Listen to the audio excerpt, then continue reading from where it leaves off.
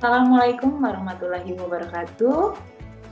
Pada hari ini kita akan membahas materi persekutuan pembentukan operasi dan perubahan keanggotaan pada mata kuliah akuntansi keuangan lanjutan 2. Sebelumnya, perkenalkan nama saya Yanesti Oktania, NPM 1962201030 dari Program Studi Akuntansi Fakultas Ekonomi dan Bisnis Universitas Muhammadiyah Bengkulu.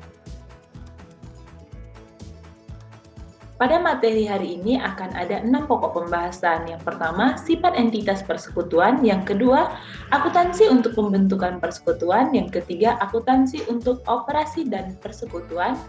Keempat, mengalokasikan laba atau rugi ke para sekutu. Kelima, laporan keuangan persekutuan. Dan yang terakhir, perubahan keanggotaan.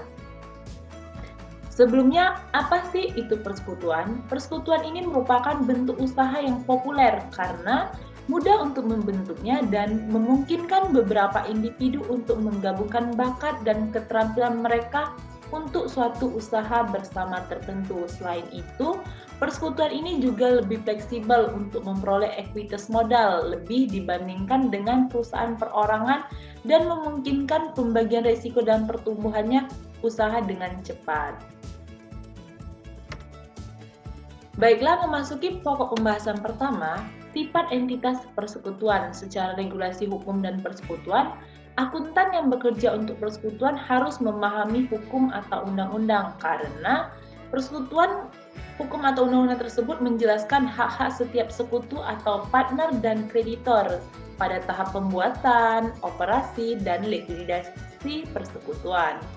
Selanjutnya, definisi persekutuan. Definisi persekutuan ini terdapat di KUH per bab 8 bagian 1 pasal 1618 yang mana menyatakan persekutuan atau perseorangan adalah perjanjian antara dua pihak atau lebih yang setuju untuk menginvestasikan sesuatu ke dalam usaha agar memperoleh keuntungan dari persekutuan itu dibagi di antara mereka.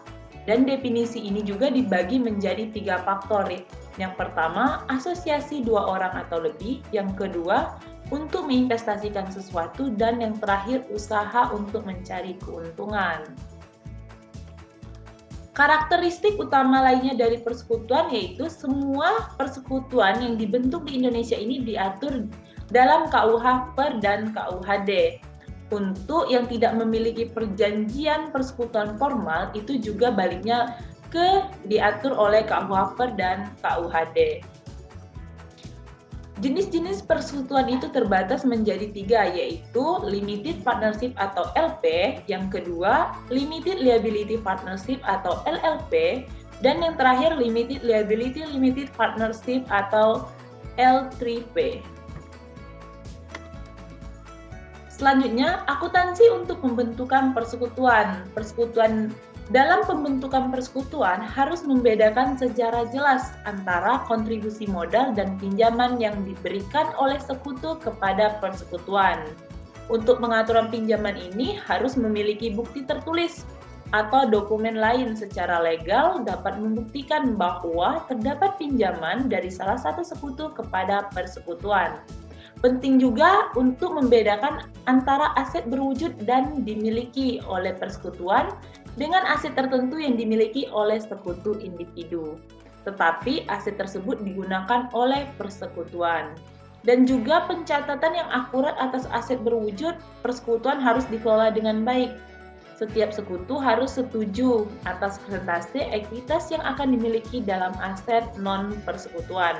Secara umum, saldo modal ditentukan berdasarkan bagian proporsional dan kontribusi modal masing-masing sekutu.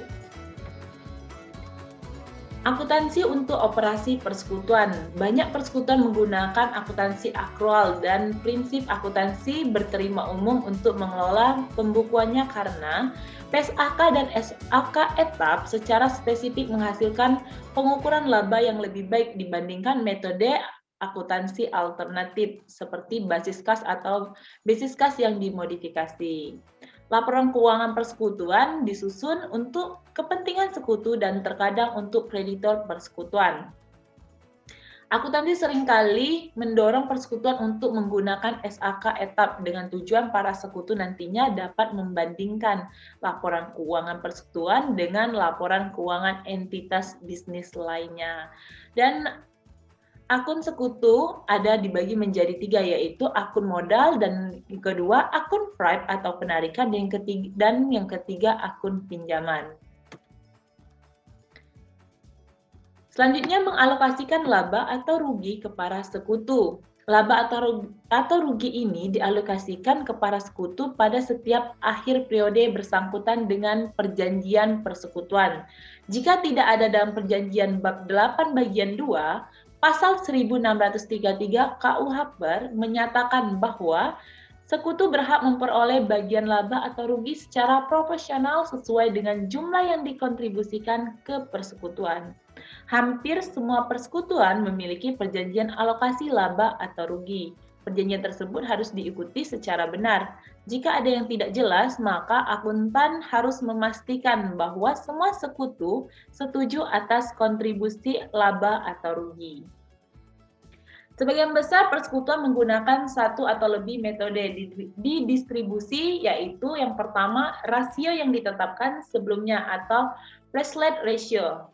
Yang kedua, bunga atau saldo atau interest on capital balance. Yang ketiga, gaji kepada sekutu, dan yang terakhir bonus kepada sekutu. Itu merupakan distribusi yang sebelum melakukan persekutuan. Metode alokasi laba khusus, beberapa persekutuan mendistribusikan laba neto atas dasar kriteria. Misalnya, kebanyakan persekutuan pabrik mendistribusikan laba berdasarkan unit persekutuan.